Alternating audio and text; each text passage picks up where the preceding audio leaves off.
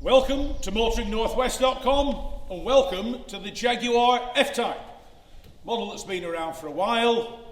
In my opinion, one of the best looking sports cars Jaguar have produced since the Series 1 E-Type.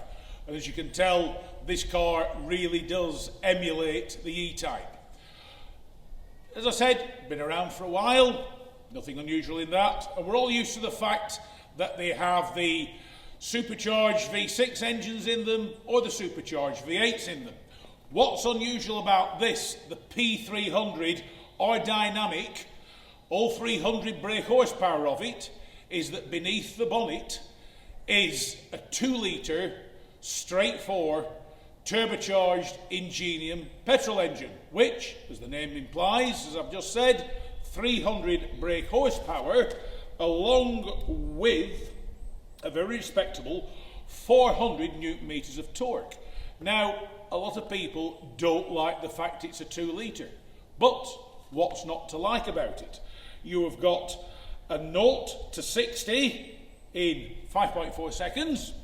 You've got a top speed, a governed top speed of 155 miles per hour. It looks superb. The one thing is, it probably doesn't sound quite like a Jaguar would sound. You can flick the sport exhaust mode on, which gives you a more rumbly exhaust, but so what? You don't need it. The other thing the car doesn't need, I'm pleased to say, is, apart from the pop-up spoiler built into the boot, it doesn't need a huge aero package. It's already slippery enough to go through the air. It has the small external tweaks that do what they need to do. It doesn't need wings and fins and splitters and various other things. What it needs, it has.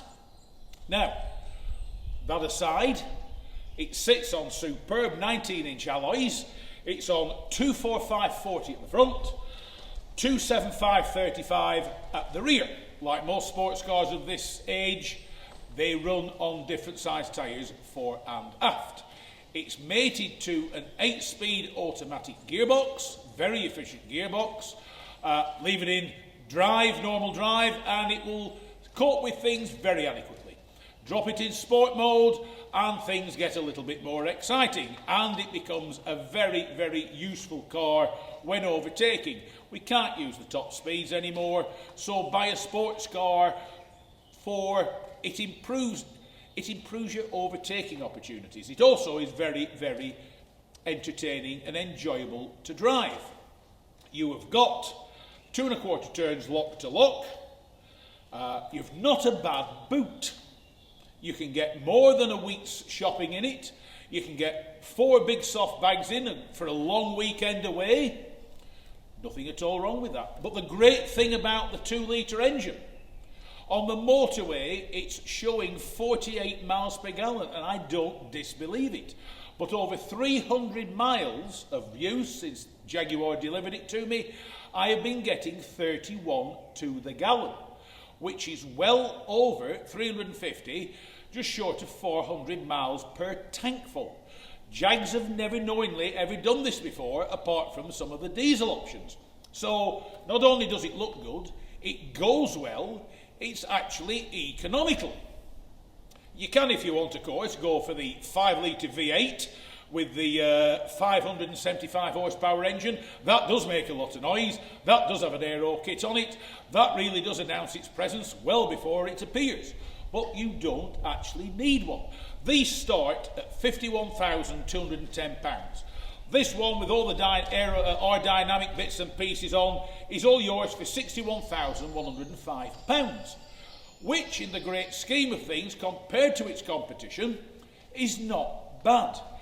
It's extremely comfortable. It's a very, very pleasant place to spend time. It's great with the roof down. It has a grey soft top. Personally speaking, if there was an option, I would go for an option. What I would like to see, personally, say a red soft top. That would look absolutely tremendous when it's in position. But apart from that, this car has drawn over the past week and a half some of the most positive comments I have ever experienced. People like Jaguars. People like F-Types. They just like the looks, they like the badge, they like the name. Jaguar can still make a sports car that appeals, and it's just over 61,000. This appeals greatly compared to its, shall we say at now times, hackneyed competition. What's it drive like? It drives very well. It's very balanced, it's very poised. Yes, if you give it a bootful, it will become a little bit twitchy. But in comparison to the Jaguar F-Type Coupe I drove just over 12 months ago, this is a far more balanced car. Equally, with this smaller 2-litre turbocharged engine, the power is more in keeping with the car. Nobody requires more than 300 brake horsepower these days, unless you're doing tracks. You don't need it. It's enough torque, it will just dip its backside and set off. If you're looking for a sports car, a 2-seater sports car that's incredibly stylish, will hold enough luggage for, as I said, a nice long weekend away or do the week shopping, that's not a stupid price, that looks good, that carries one of the most historic badges going, in my opinion, Jaguar's new 300 PS or P300 F-Type really is a sports car you should go and consider. It's an absolute delight and joy to be seen with, and a delight and joy to drive around in. Everywhere it's gone, I've enjoyed it, and all those looking at it have enjoyed the car as well. Down to the fact I even had Sue Holderness, who plays Marlene in Fools and Horses and the Green Grass, who's a Jag enthusiast, insisted when I was with her the other day, before I go, you're taking me for a ride in that.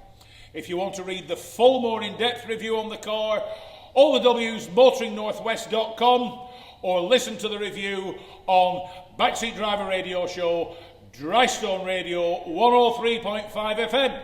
Until next time, thanks very much for joining me, Mark Stone, on motoringnorthwest.com.